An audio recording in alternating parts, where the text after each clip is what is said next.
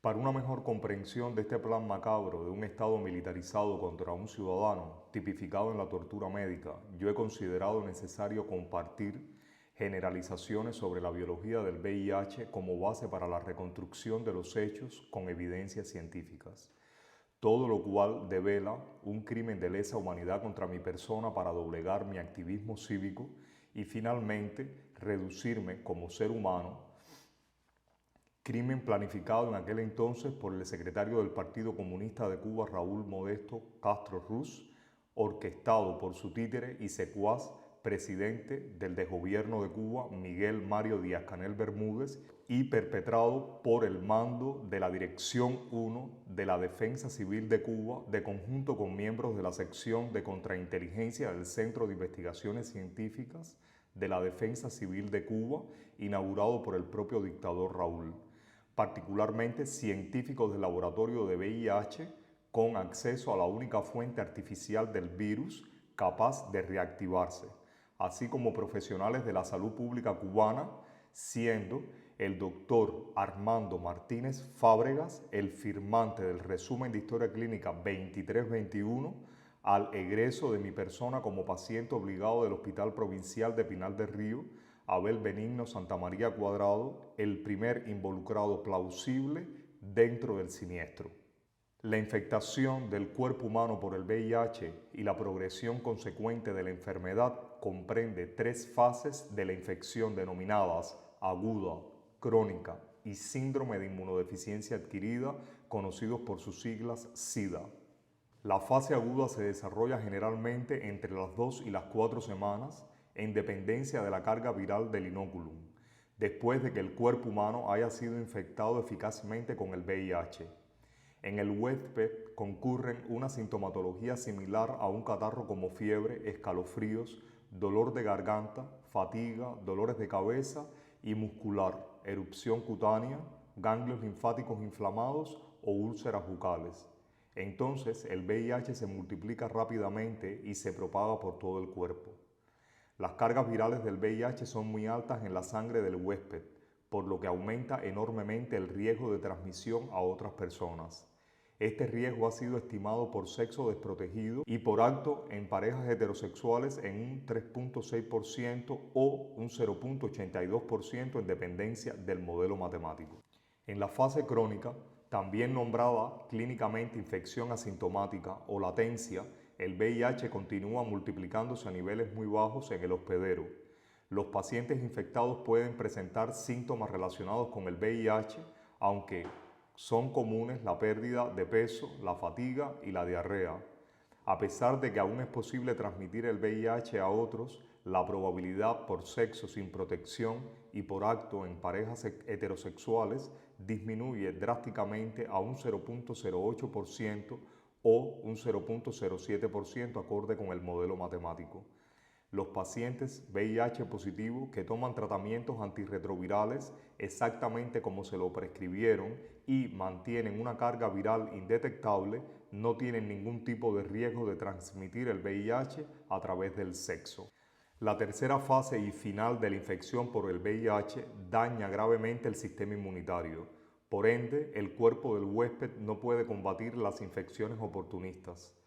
Es por eso que esta fase se reconoce como síndrome de inmunodeficiencia adquirida y se identifica fácilmente porque el recuento de linfocitos CD4 positivo resulta con menos de 200 células por mililitro de sangre, o se tienen ciertas infecciones oportunistas. Los pacientes vuelven a tener una carga viral alta y pueden transmitir el VIH muy fácilmente, aunque el deterioro físico limita significativamente el contacto sexual. Acorde con la estimación de los riesgos relativos de transmisión del VIH entre sus fases de infección para exposiciones sexuales, la fase aguda es 26 veces más riesgosa que la crónica. A su vez, la fase de SIDA es 7 veces más riesgosa que la crónica.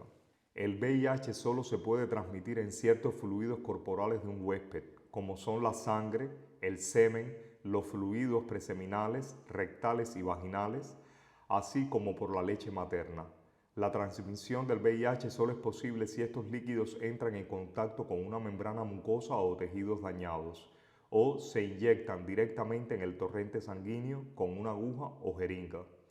El VIH también puede transmitirse de una mujer con VIH a su hijo durante el embarazo, el parto o la lactancia materna. A pesar de que la prensa mundial sembró el pánico entre la gente sobre el alto riesgo de contagiarse con el VIH a través de relaciones sexuales y en particular entre miembros de la comunidad gay, lo cierto es que científicamente la transmisibilidad del VIH es solamente muy alta por transfusiones de sangre,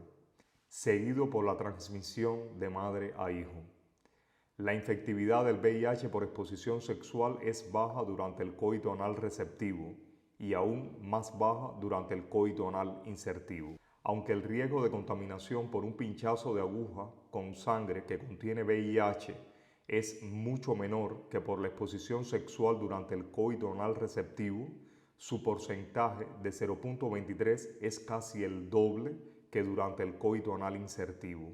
Sin embargo, este riesgo por negligencia médica es mucho menor que en los casos de contaminación con los virus de la hepatitis B y C, cuya transmisión, particularmente del tipo B, está asociada a las relaciones sexuales y en específico a las homosexuales.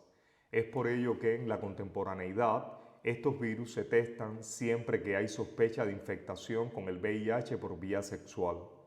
El VIH es muy lábil y se inactiva en horas al secado de cualquier fluido fuera del huésped. Solo en cultivos de tejidos, el VIH puede ser activo en unos pocos días. El riesgo de contraer el VIH se puede mitigar si usted habla con su pareja sobre la prueba del VIH y se hacen la prueba antes de tener relaciones sexuales.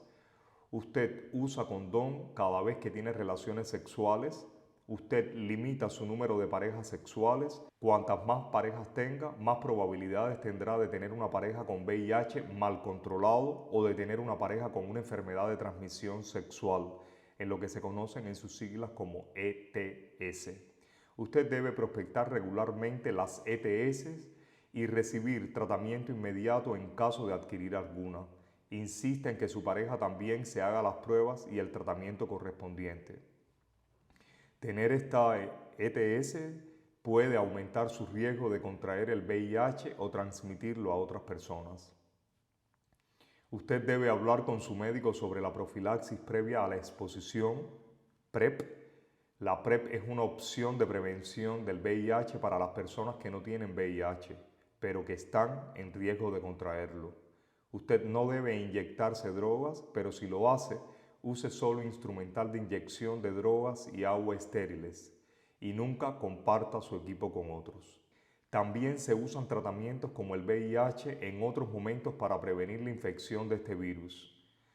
La profilaxis posterior a la exposición PEP consiste en tomar antirretrovirales específicos contra el VIH dentro de las 72 horas, después de una posible exposición al VIH para prevenir la infección con un alto porcentaje de éxito. El PEP debe usarse solo en situaciones de emergencia. No está destinado para su uso regular por personas que pueden estar expuestas al VIH con frecuencia. Por otra parte, las mujeres embarazadas con VIH toman antirretrovirales para su propia salud y para prevenir la transmisión del VIH de madre a hijo. Después del nacimiento, los bebés nacidos de mujeres con VIH no lactan de la madre y reciben medicamentos contra el VIH para protegerlos de la infección que pueda haber pasado de madre a hijo durante el parto. El VIH no puede transmitirse por contacto sexual con una persona infectada con este virus, como un apretón de manos, un abrazo o un beso con la boca cerrada. Tampoco por contacto con objetos como asientos de inodoros, pasamanos de puertas o platos usados por una persona que tiene VIH. Nunca habrá riesgos de infección cuando se usa condón correctamente cada vez que se tenga relaciones sexuales. El caso del Dr. Ariel Ruiz Urquiola. En la noche del 14 de junio de 2019, yo arribé a Suiza desde La Habana, Düsseldorf, Alemania, para reunirme con mi novio suizo, doctor en medicina clínica y con tesis en inmunología, en una relación formal desde hacía 5 años. Él me mostró el resultado negativo de su prueba rápida de anticuerpos contra el VIH. parte de nuestra norma conductual antes de reencontrarnos y tener relaciones sexuales. Mi prueba de VIH previa, practicada de forma inconsulta durante mi huelga de hambre y de sed en el Hospital Provincial de Pinar del Río, databa del 25 de junio de 2018 y fue negativa. Esta huelga fue para obtener mi libertad o liberación ante el ignominioso cautiverio ejecutado por la contrainteligencia cubana el 3 de mayo de 2018. Esta detención fue declarada como arbitraria por el Grupo de Trabajo homónimo de las Naciones Unidas. Mi novio me convenció de tener relaciones sexuales siendo él pasivo a pesar de mi desactualizada prueba de VIH, porque él había tenido coito anal receptivo conmigo muchas veces en sus 2 visitas previas a Cuba, durante mi licencia extrapenal válida desde el 2 de julio de 2018 hasta el 2 de mayo de 2019, y sus análisis de VIH habían sido negativos. Yo le dije que no confiaba en el último resultado de mi prueba de VIH porque fue inconsulta y porque todos mis parámetros fisiológicos habían sido sospechosamente normales, menos el conteo de leucocitos, después de una huelga de hambre y sed por 16 días desde el 16 de junio hasta el 2 de julio de 2018. También tuvimos relaciones sexuales los 2 días siguientes. El 16 de junio de 2019 le exigí a mi novio hacerme la prueba rápida de anticuerpos contra el VIH y el resultado de esta fue positivo.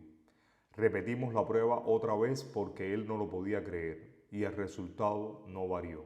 El 17 de junio mi novio iniciaba un tratamiento PEP indicado por un doctor infectólogo del Hospital Cantonal de Lucerna,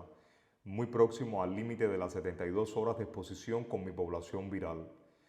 Yo rechacé el tratamiento propuesto por el médico infectólogo hasta conseguir la caracterización bioquímica de mi población viral y le pedí ayuda a este profesional para explorar el tiempo desde la infección con el VIH.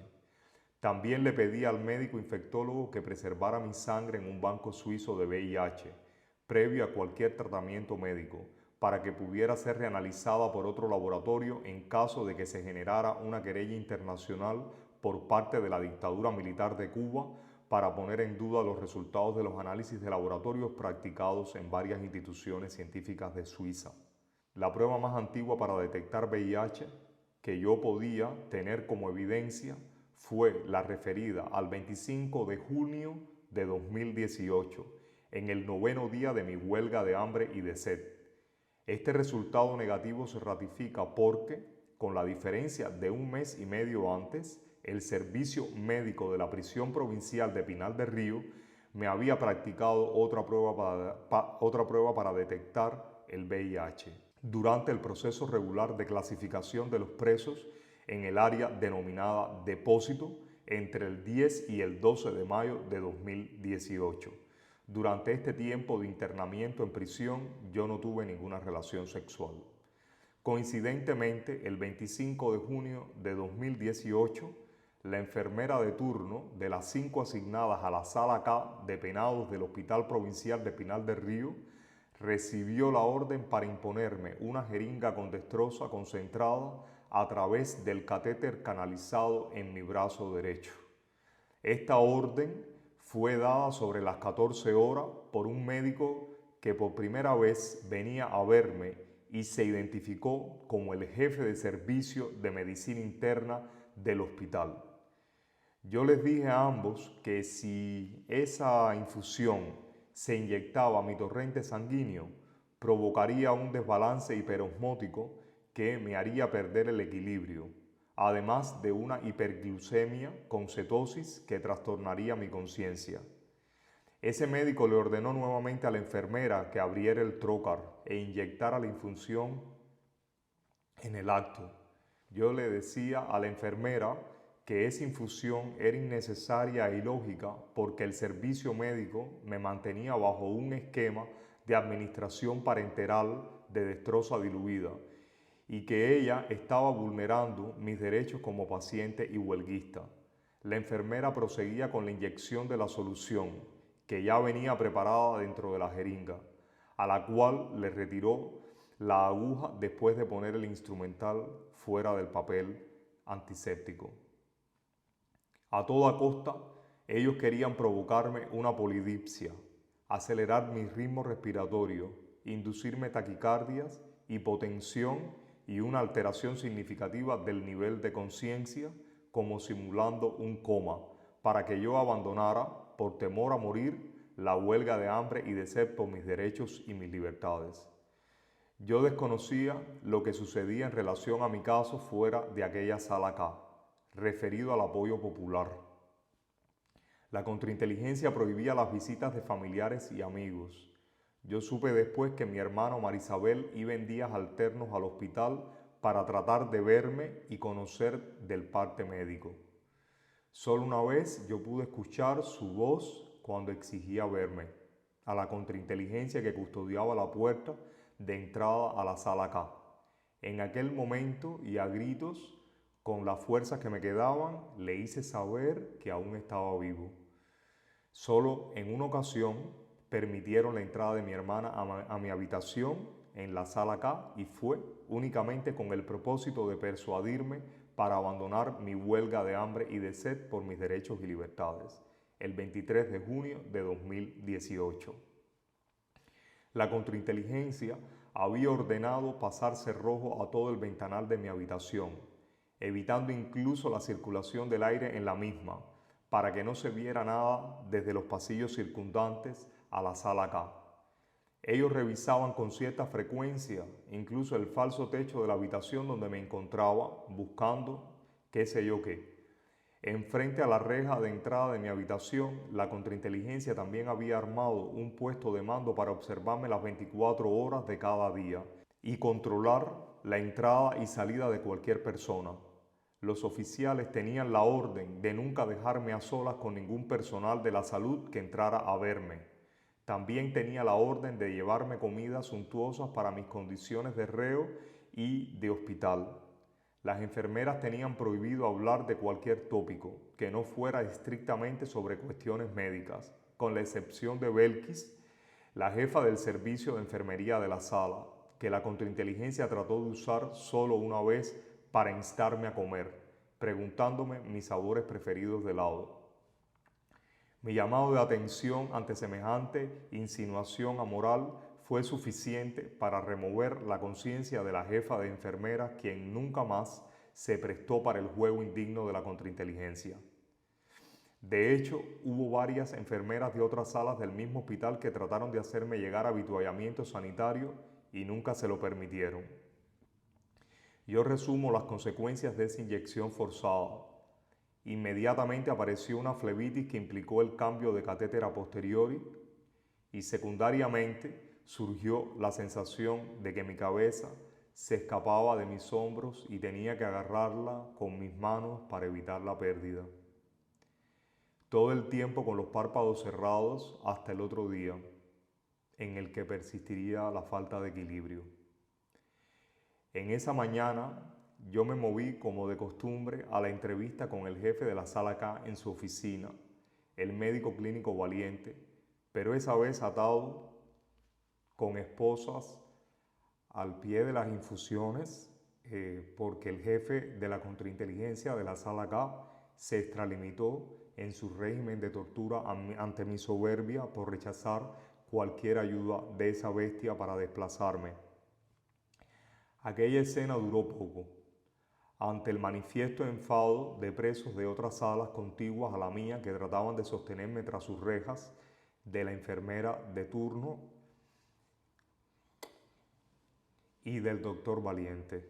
con quien me reuní en su oficina y le pedí explicaciones por lo sucedido el día anterior.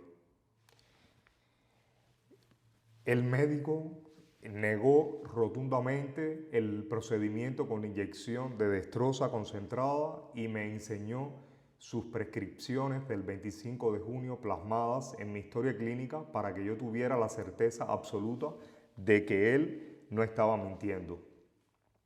También me dejó saber que ningún otro médico podía prescribir ningún tratamiento o medicamento sin reflejarlo en mi historia clínica y de hacerlo estaba obligado a ratificarlo con su firma y cuño profesional en la historia clínica. Sin embargo,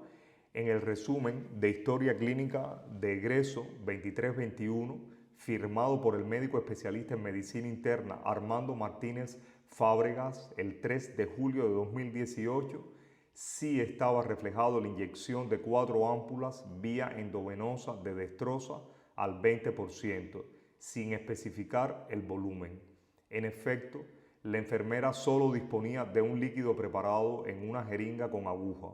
El doctor Valiente no pudo asociar al supuesto jefe de servicio de medicina interna del hospital con la descripción física que yo le hice.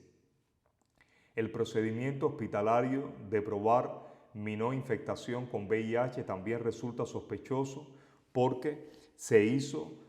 3 días después de que yo hubiera sido internado en la sala K, que fue el día 6º de mi huelga de hambre y de sed por orden de la jefatura de la prisión provincial, donde me encontraba previamente en una celda de castigo.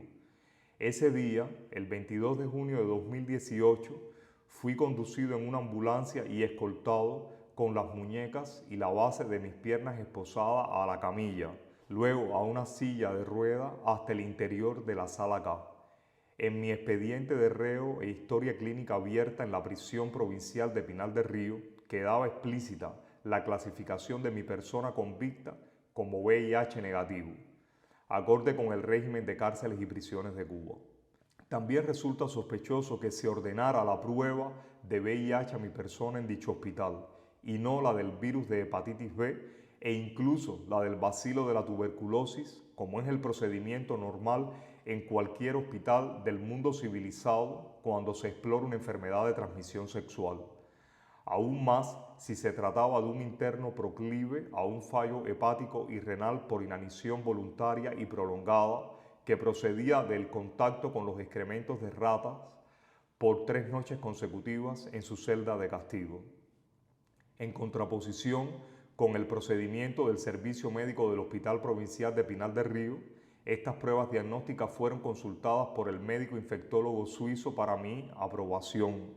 y practicadas de inmediato en el Hospital Cantonal de Lucerna el 24 de junio de 2019. Entonces yo encontré todas las evidencias para hacer la primera aproximación certera sobre la cota mayor del tiempo de infectación con el VIH de mi cuerpo en no más de un año. En el ciclo de vida del VIH son muy importantes determinadas moléculas y su abundancia durante la seroconversión. En la etapa de adhesión, las glicoproteínas 41 y 120. En la etapa de integración, la enzima integrasa 31.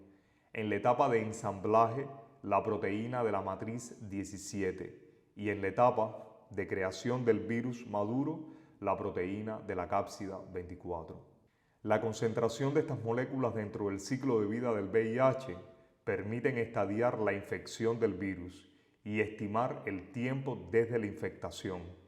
Acorde con el modelo de diagnosis de la infectación por VIH, según Branson y McDougall, el número de copias de RNA viral por mililitro de mi sangre indicaba que yo me encontraba en una fase siguiente a la aguda. El conteo de linfocitos CD4 positivos por microlitro de mi sangre indicaba que yo estaba en la fase crónica de la infección. Las concentraciones estimadas de mis anticuerpos contra las proteínas de VIH en mi sangre también indicaron que yo me encontraba en la fase crónica de la infección.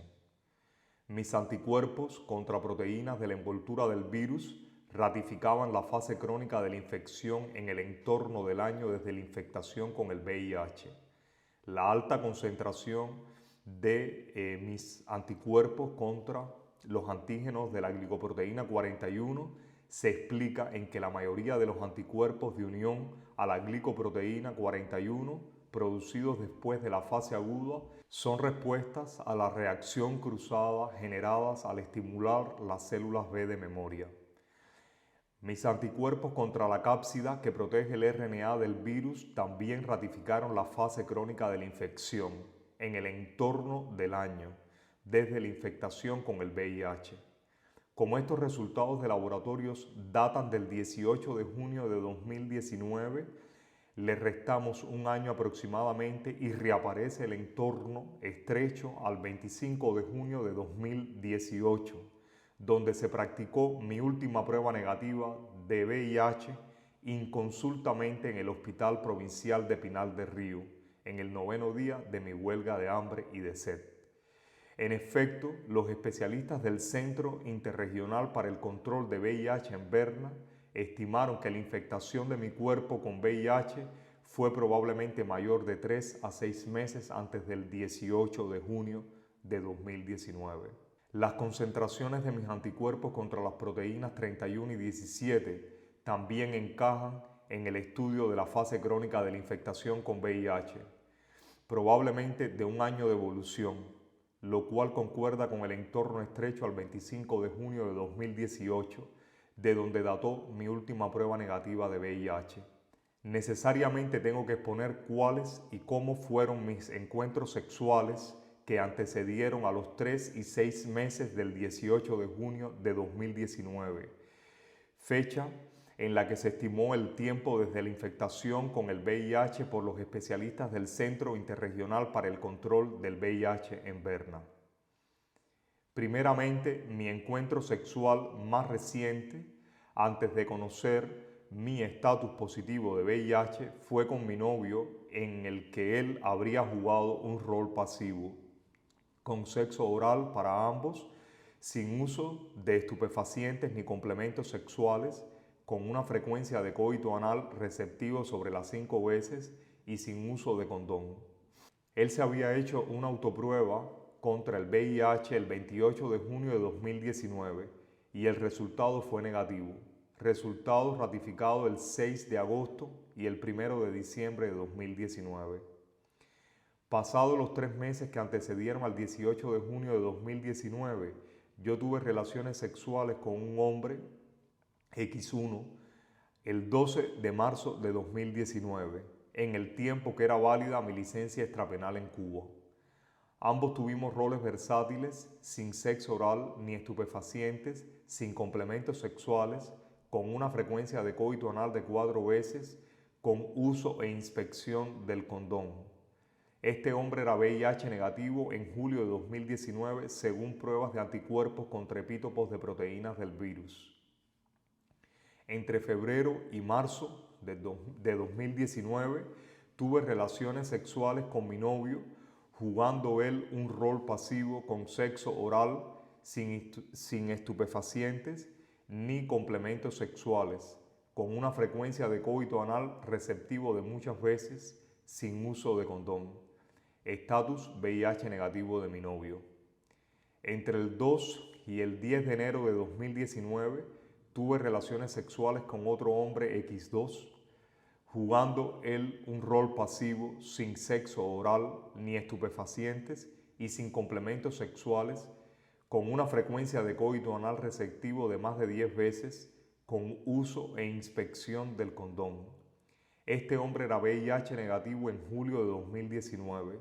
según prueba de anticuerpos contra epítopos de proteínas del virus. Posteriormente, a los 6 meses que antecedieron el 18 de junio de 2019, yo solo tuve relaciones sexuales con mi novio en septiembre de 2018, pasando los 2 meses desde el 25 de junio de 2018, cuando tuve mi última prueba negativa de VIH. Teniendo en cuenta que las únicas posibilidades de contagio con VIH por vía sexual fueron unidireccionalmente de mi cuerpo hospedero al de mi novio sano, con alto riesgo de infectación para él por hacer coito anal receptivo, desprotegido y con alta frecuencia, es imprescindible entender por qué mi novio no fue infectado con VIH por mí de manera inconsciente. Cuando integramos las fechas de nuestros encuentros sexuales en relación a la estimación del tiempo desde la infectación con VIH de mi cuerpo, que hicieron los especialistas del Centro Interregional para el Control del VIH en Berna, dentro del modelo de diagnosis de la infección por VIH según Branson y McDougall, se pudo apreciar claramente que mis encuentros sexuales con mi novio se correspondieron a la fase crónica de la infección con VIH. Recordemos que la probabilidad de infectación con VIH disminuye drásticamente durante esta fase de la infección. De lo anteriormente expuesto, La fase aguda de la infección por VIH debió ocurrir entre el 25 de junio y agosto de 2018. Durante ese tiempo yo solo tuve la sintomatología de un extraño catarro, con abundante flema de color amarillo verdoso, cuyo malestar comenzó el 3 de julio de 2018, llegando a mi casa familiar de La Habana, después de que me dieran el egreso de la sala de cuidados progresivos en el Hospital Provincial de Pinar del Río, donde yo había sido transferido desde la sala K de penados, cuando el director de la prisión y una mayor me comunicaron un auto de licencia extrapenal completamente falso en su contenido. Esta licencia extrapenal aludía a un síndrome afectivo, ansioso, depresivo, que no aparecía diagnosticado por ninguno de los psiquiatras ni psicólogos que me entrevistaron varias veces y por tiempos prolongados, cuando me encontraba detenido en la sala K y en la celda de castigo de la prisión provincial de Pinar del Río. Este síndrome fue referido por la Comisión Médica Militar de Pinar del Río, perteneciente al Ministerio del Interior, según el auto penal. Ciertamente, supuestos profesionales de la medicina me entrevistaron cuando estaba en la celda de castigo en la prisión provincial de Pinar del Río, pero solo fue para asustarme con los efectos sobre la salud humana,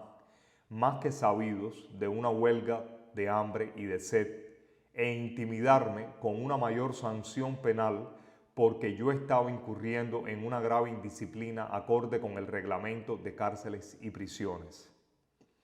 Este auto de licencia extrapenal fue emitido por los jueces Oneida González Valdés, Norma Rodríguez Sánchez y Javier Rodríguez Negrín, a los que responsabilizo como coautores pasivos del crimen de lesa humanidad cometido contra mi persona por prevaricación en complicidad con la contrainteligencia. Como era de esperar, este síndrome no apareció referido en el resumen de historia clínica de mi egreso. Curiosamente, este síndrome sí había sido diagnosticado por psiquiatras de centros de salud mental en La Habana durante el 2016, cuando los secuaces de la contrainteligencia, en contubernio con la dirección de la Universidad de La Habana, armaron una campaña para expulsarme definitivamente de la Casa de Altos Estudios de Cuba y cancelar mi proyecto de colaboración científica con el Museo de Historia Natural de Berlín y la Universidad Humboldt que yo dirigía desde el 2012. Esta motivación de expulsión también habría sido alentada porque yo había hecho una huelga de hambre y de sed frente al Departamento de Quimioterapia Ambulatoria del Instituto Nacional de Oncología y Radiobiología de Cuba con el objetivo de exigir la compra y administración inmediata del anticuerpo monoclonal trastuzumab para mi hermana y paciente oncológica desde el 2005 y para el resto de las mujeres con ese tipo de cáncer inscritas en dicho instituto. Esta huelga fue exactamente desde el 3 hasta el 7 de noviembre de 2016, fecha en la que arribó el anticuerpo monoclonal después de los 2 meses de haber dejado de ser administrado a las pacientes y sin saber cuándo volvería a estar disponible, según los propios especialistas de la farmacia de ese Instituto de Salud Pública. Esta vez, el 2 de julio de 2018, la contrainteligencia quería dejar entrever una recaída psíquica de mi persona con el mismo síndrome, diagnosticado en el 2016, para justificar de algún modo el otorgamiento de la falsa licencia extrapenal y mitigar los efectos de la opinión pública internacional gestada sobre mi caso político que se inició con la declaración de mi estatus como preso de conciencia por Amnistía Internacional el 11 de junio de 2018. El pronunciamiento de Amnistía Internacional fue justo después que se rescató mi grabación sobre el altercado con los esbirros Cirilo Seara Carrasco y Alexander Blanco Calzadilla del cuerpo de guardabosques de Viñales perteneciente al Ministerio del Interior cuando ellos intentaban incriminarme por hacer una cerca viva para proteger la periferia de mi finca. Cuando esa grabación salió a la luz pública, el mundo entero pudo comprender la injusticia de llevar a un campesino cubano a prisión por desacato, cuando llamó a los provocadores oficiales Guardia Rural y trataba de defender sus derechos como agricultor. Acción que iniciaba la contrainteligencia en lo práctico para dar lugar al proceso de decomiso de mis instrumentos de trabajo agrícola STIL adquiridos en Alemania y el plan de expropiación de mi biogranja que incluía mi reclusión por más de 6 meses, tiempo suficiente para aplicar la ley agrícola y rescindir mi contrato de usufructo, facilitando mi desalojo campesino. Solo había un parámetro ligeramente alterado en los resultados de los análisis complementarios requeridos para darme el egreso del Hospital Provincial de Pinal del Río, al deponer mi huelga de hambre y de sed el 3 de julio de 2018. El número de leucocitos era mayor de 11.000 por microlitro de sangre. Ante la sintomatología confusa del supuesto catarro, un médico especialista cubano me llevó al Hospital Neumológico Docente de La Habana el 8 de julio de 2018 bajo sospecha de tuberculosis basado en una flema semejante a un esputo, fiebre 39 grados Celsius, dolores de cabeza, muscular y articular.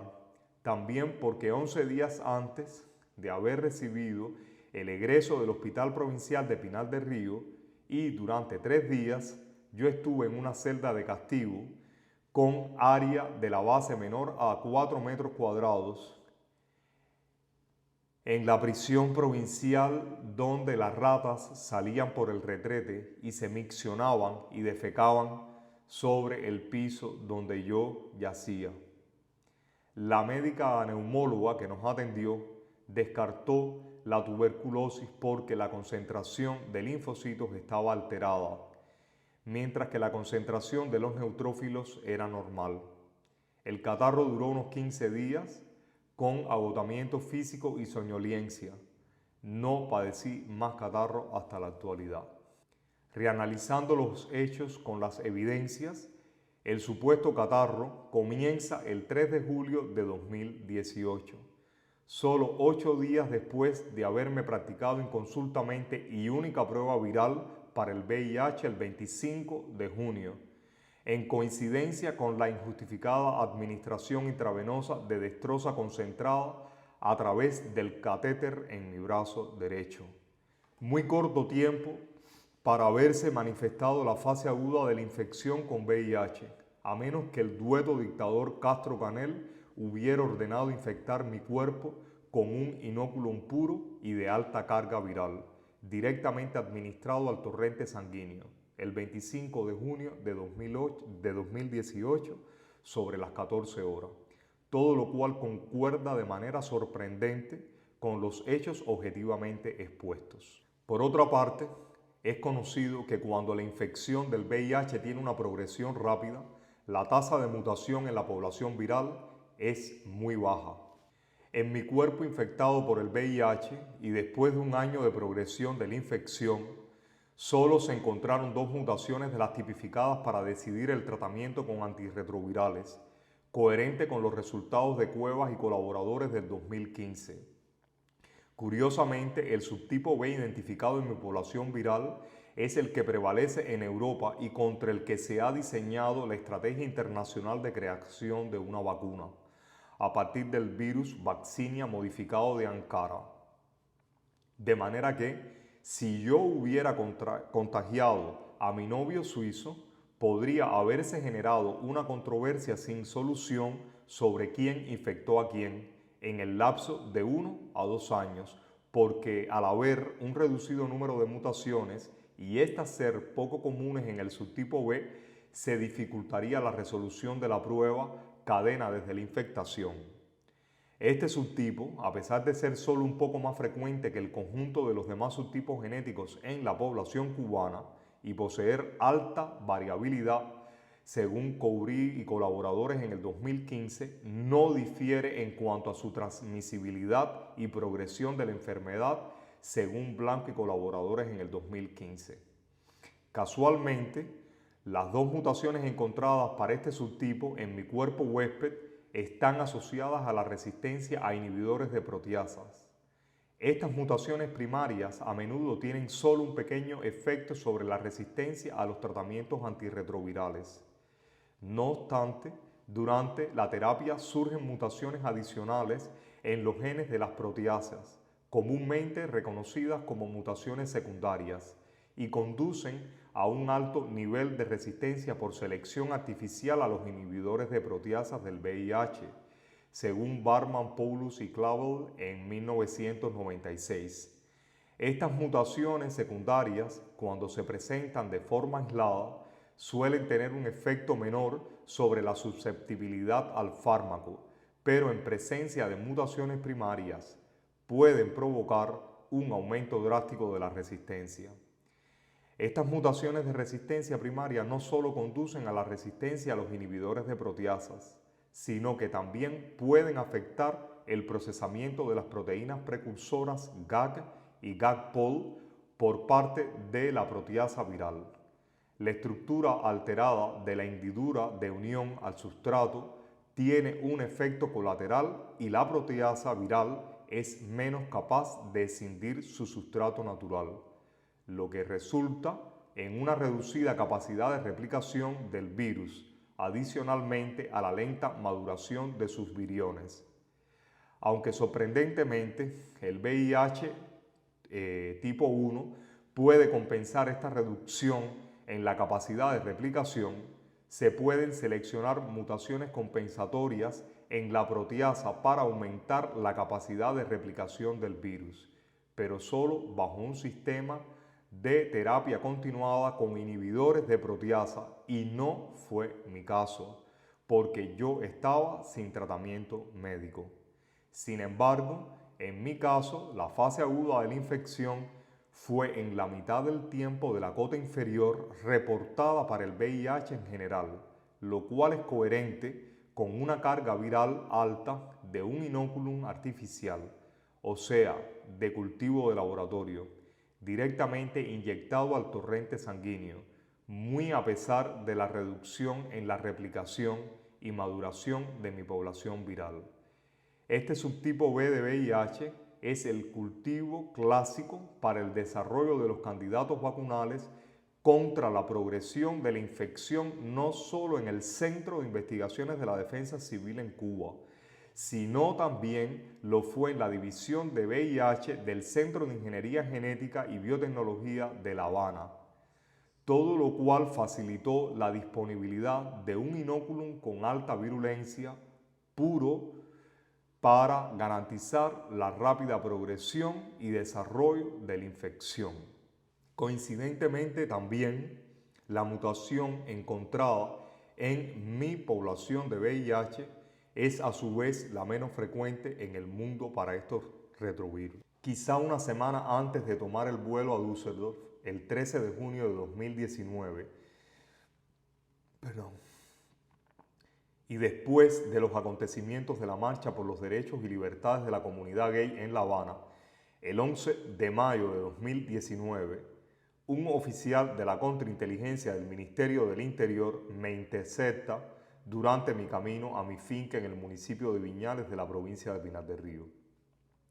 El teniente coronel alias Alejandro, aparentemente el jefe de la contrainteligencia provincial, me venía siguiendo con sus paramilitares desde que estaba en la casa de unos amigos en el pueblo de Viñales.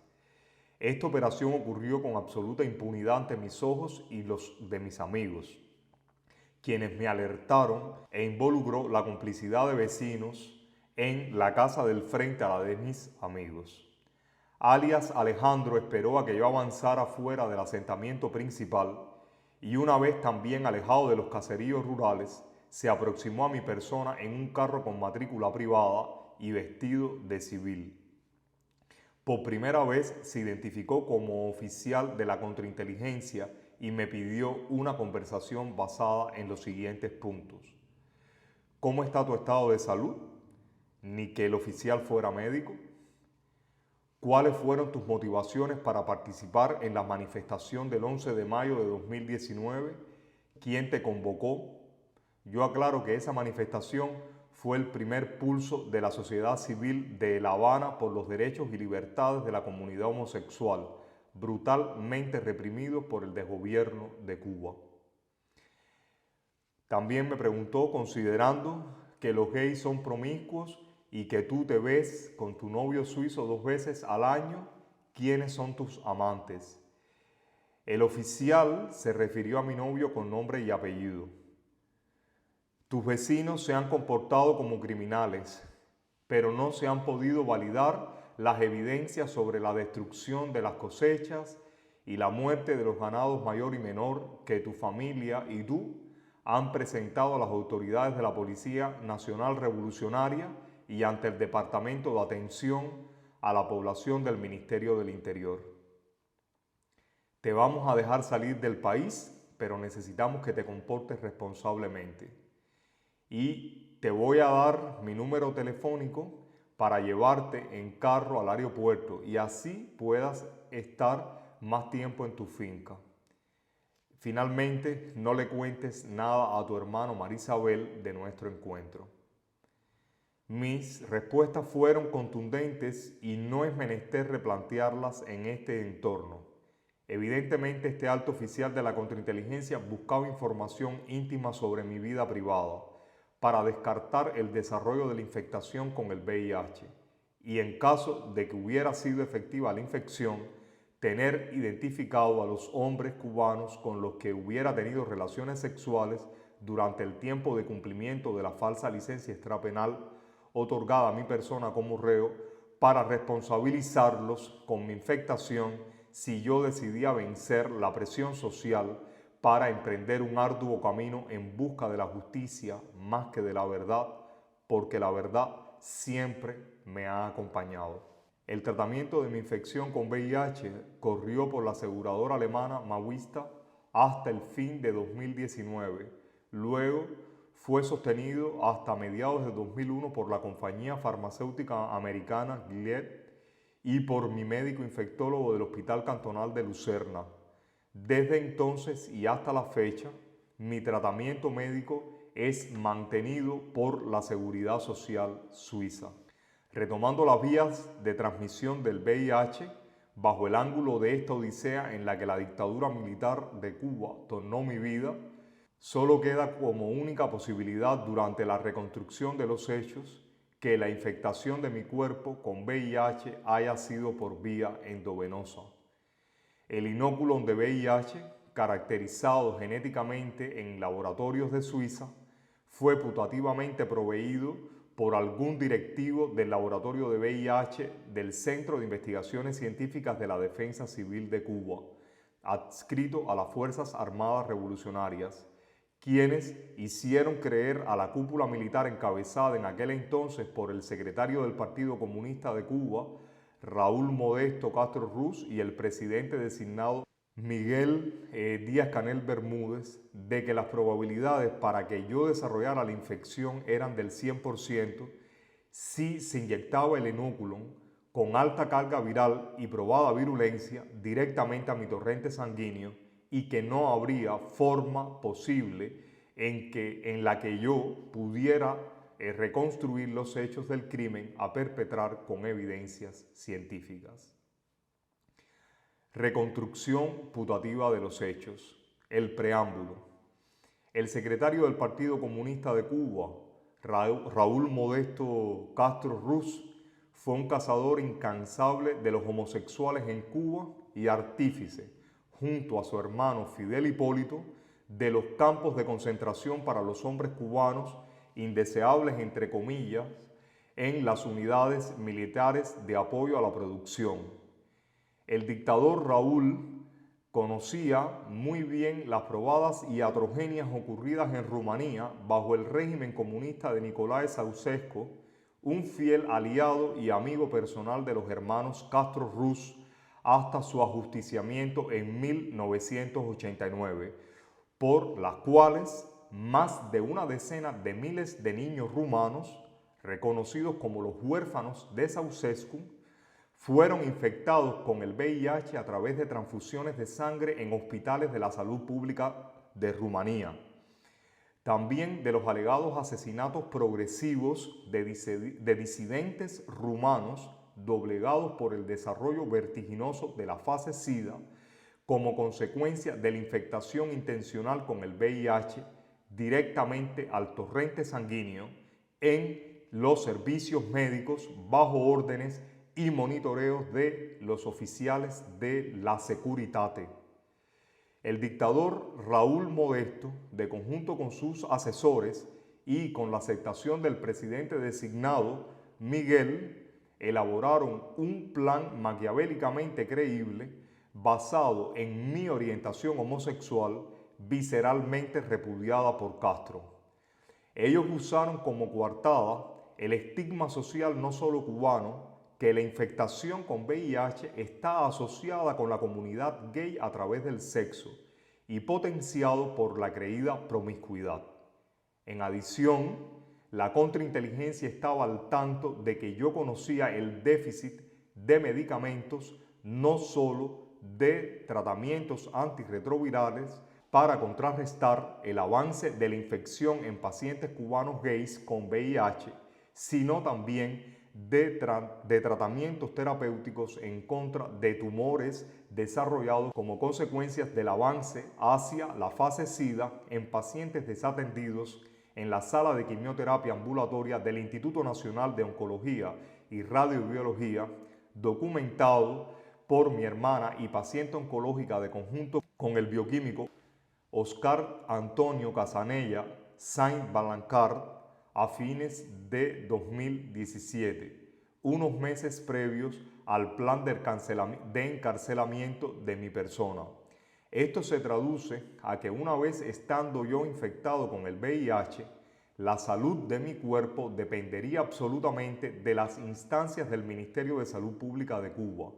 ya fuera para adquirir o mantener un tratamiento mediocre con antirretrovirales, e implicaría la compra de un seguro médico de viaje significativamente más caro para poder continuar mi trabajo como investigador en el Museo de Historia Natural de Berlín, la Universidad Humboldt. El mismo ministerio al cual yo habría expuesto en varias ocasiones por la desatención, mala praxis médica e iatrogenias y corrupción de directivos de la salud pública en el caso del tratamiento oncológico de mi hermana y paciente Omar Isabel, después que fuera desahuciado su caso oncológico en noviembre de 2005 por las autoridades médicas de La Habana. Por ende, el acceso a un tratamiento con antirretrovirales sería objeto de chantaje médico para doblegar mi activismo por parte de la contrainteligencia cubana. Plan putativo. Bajo la orden del entonces secretario del Partido Comunista de Cuba, Raúl Modesto Castro Ruz, acogida por el presidente designado Miguel Díaz-Canel Bermúdez, el jefe de la Dirección Nacional de la Contrainteligencia del Ministerio del Interior, planeó y dirigió la acción siempre con el beneplácito y seguimiento de Castro. Este oficial de alto rango procedió a activar a sus secuaces de la Dirección 1 en la Defensa Civil de Cuba. El jefe de esta dirección activó a los FH, conocidos como funcionarios honorarios de la contrainteligencia, quienes se encargaron de los preparativos básicos acorde con la idea de Castro Canel y el plan trazado previamente, incluyendo la activación de sus miembros en la sección de contrainteligencia del Hospital Provincial de Pinar del Río, donde se perpetraría el crimen.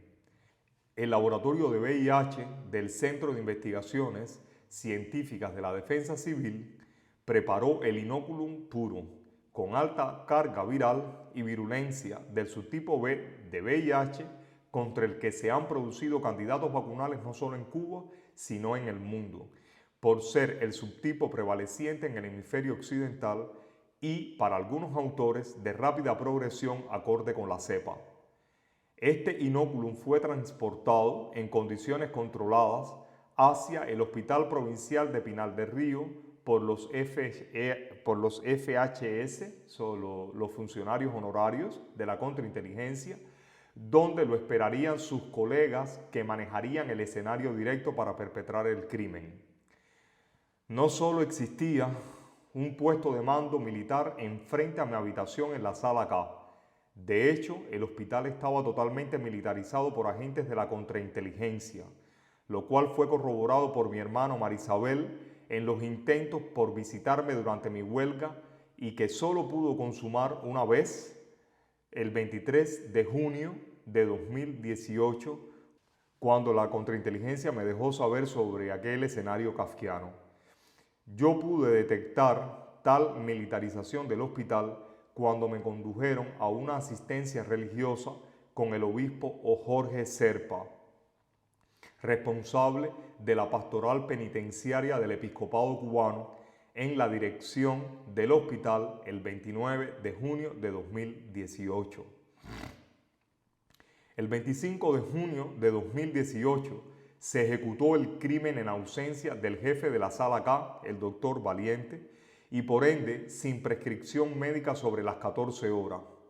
La enfermera de turno de esta sala entró acompañada del supuesto jefe del servicio de medicina interna, un médico que nunca antes me había visitado. No solo los médicos de este servicio me visitaban diariamente en la tarde y durante la guardia nocturna, sin contar con la asistencia matutina y diaria del doctor Valiente, sino los jefes de los diferentes servicios médicos también hicieron sus visitas en varias ocasiones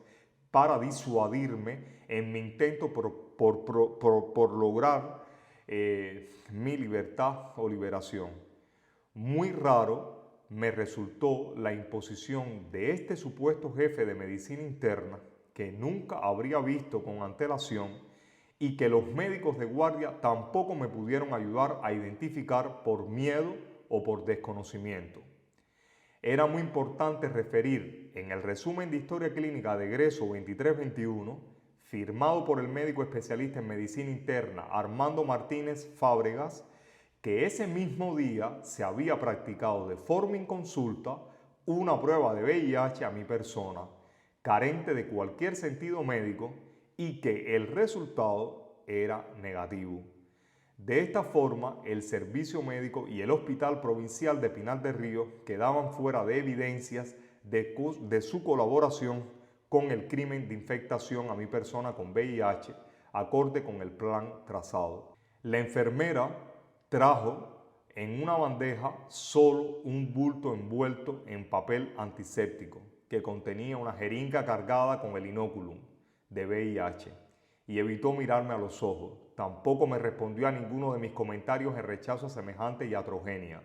pues yo suponía que era solamente una infusión de destroza concentrada, como habría informado el supuesto jefe del servicio de medicina interna. Ella solo recibía la orden del autonombrado jefe de servicio de medicina interna del hospital para inyectar de inmediato la supuesta solución concentrada de destroza dentro del trócar en mi brazo derecho. Poco después que se produjo la flebitis, la enfermera de turno y la entrante de guardia trataron de cambiar el trócar, a lo que yo me negué en ese día en el que sentía que perdía el control físico de mi cabeza. Al otro día, la jefa del servicio de enfermería de la sala K hizo el cambio de trócar. En apenas una semana y un día después, mi cuerpo padeció de fiebre y un putativo catarro que no era más que la progresión acelerada de la fase aguda de la infección del VIH. Entonces, así el plan quedaba exitosamente ejecutado. En el 2019, la sección alemana de la Sociedad Internacional para los Derechos Humanos examinó las evidencias científicas y los hechos acontecidos con mi caso de infectación internacional con el VIH a través del Bufete Internacional de Abogados Gibson and Dunn. Ellos presentaron un llamado de atención a los relatores de las Naciones Unidas el 25 de junio de 2020. Específicamente a la señora Mary Lawlor, relator especial sobre la situación de los defensores de los derechos humanos, al señor David Boyd, relator especial sobre las obligaciones de derechos humanos relacionadas con el disfrute de un medio ambiente seguro, limpio, saludable y sostenible, al señor David Kay, relator especial sobre la promoción y protección del derecho a la libertad de opinión y expresión, al señor Nils Melzer, relator especial sobre la tortura y otros tratos o penas crueles, inhumanos o degradantes, y al señor Danish Puras, relator especial sobre el derecho de toda persona al disfrute del más alto nivel posible de salud física y mental. En ese llamado se le imploraba la intervención urgente en el caso del doctor Ruiz Urquiola, solicitando al gobierno cubano, dictadura militar de la familia Castro y Canel para el cubano de a pie, que tomase medidas inmediatas para 1. Poner fin a las continuas violaciones de los derechos humanos del doctor Ruiz Urquiola. 2. Remediar violaciones pasadas a los derechos humanos del doctor Ruiz Urquiola. Esto incluyó la investigación de la complicidad del gobierno cubano en la infección del doctor Ruiz Urquiola, y cito textualmente, con el VIH en represalia por su activismo, así como por la falta de protección contra los continuos ataques a su propiedad. Ninguno de estos relatores se ha pronunciado a pesar de que el propio grupo de trabajo sobre detenciones arbitrarias de la ONU ya lo había hecho en favor del respeto a mis derechos humanos, exigiéndole al gobierno cubano una reparación total de los daños causados a la integridad de mi persona con garantías de no repetición. Justicia. Muchas gracias.